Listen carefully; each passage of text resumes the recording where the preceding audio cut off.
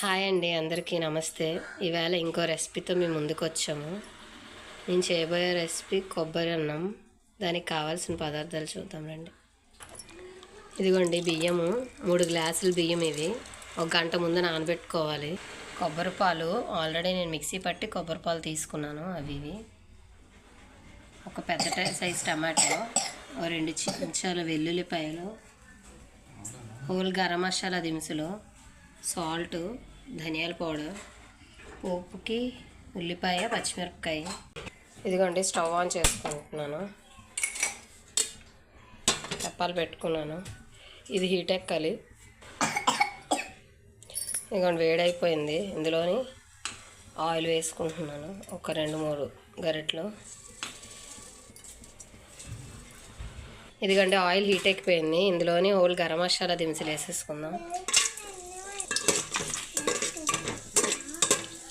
ఇదిగోండి వేగిపోయాయి. ఇప్పుడు ఉల్లిపాయలు వేసుకుందాం, పచ్చిమిరపకాయలు.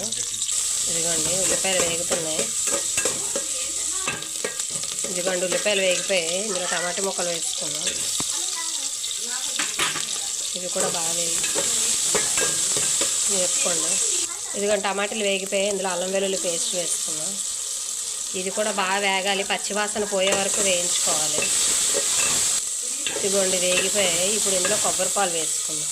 ఇదిగోండి ఈ గ్లాస్తో 3 గ్లాసులు బియ్యం తీసుకున్నాను. ఇదే గ్లాస్తో 5 గ్లాసులు కొబ్బరి పాలు వేసుకుందాం.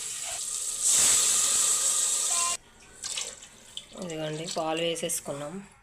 ఇదిగోండి పాలు పోసేసుకున్నాం కదా, ఇవి బాగా మరగనిద్దాం. సాల్ట్ లాస్ట్లో వేసుకోవాలి, లేదంటే పాలు ఇరిగిపోతాయి. ఇదిగోండి పాలు మరిగిపోయాయి. ఇందులో రైస్ వేసుకుందాం, నానబెట్టుకున్న రైస్.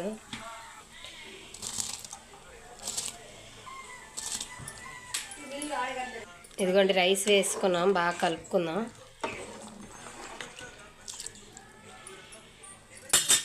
కలుపుకొని మూత పెట్టేసుకుందాం.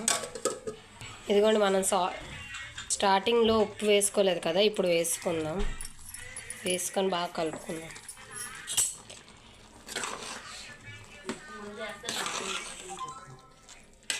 ఉప్పు ముందుగా వేస్తే పాలు ఇరిగిపోతాయండి, అందుకని ఉప్పు ముందుగా వేయకూడదు. అన్నం చిన్న పలుకుందనగా వేసుకొని బాగా కలుపుకోవాలి. ఇదిగోండి పాలు ఇంకిపోయాయి కదా, ఇందులోనే పైన కొంచెం కొత్తిమీర వేసుకొని దమ్ పెట్టేసుకుందామండి.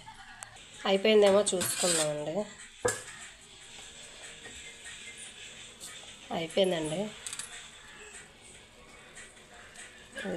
ఇదిగోండి అయిపోయింది కొబ్బరి అన్నం విత్ మటన్ కర్రీ. మీరు కూడా ట్రై చేసి ఏమన్నా తప్పులు ఏమన్నా ఉంటే కామెంట్ బాక్స్లో పెట్టండి. ప్లీజ్ సపోర్ట్ చేయండి, లైక్ చేయండి, షేర్ చేయండి, సబ్స్క్రైబ్ చేయండి. Thank you.